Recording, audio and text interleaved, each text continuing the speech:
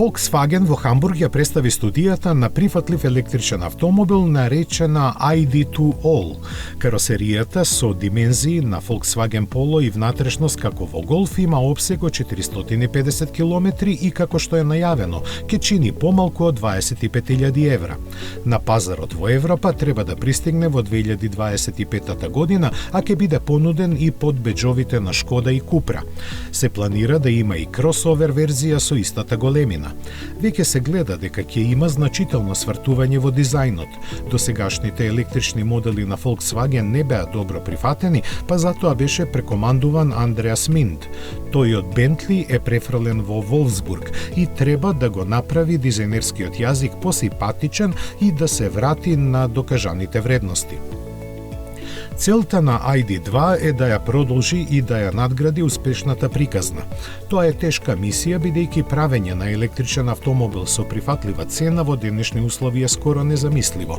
Главно поради високите трошоци за батеријата, возилата на електричен погон се многу поскапи од оние со класични мотори.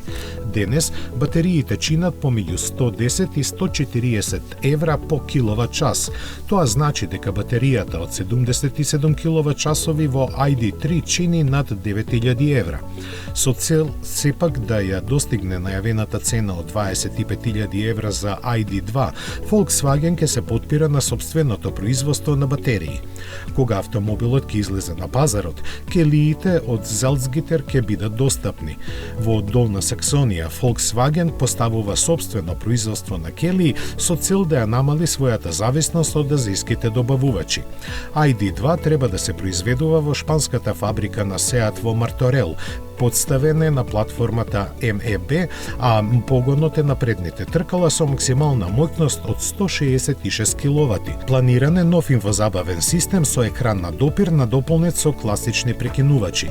На представувањето на студијата ID2, Volkswagen наговести дека подготвува мал електричен автомобил поевтин од 20.000 евра кога го планира за крајот на деценијата.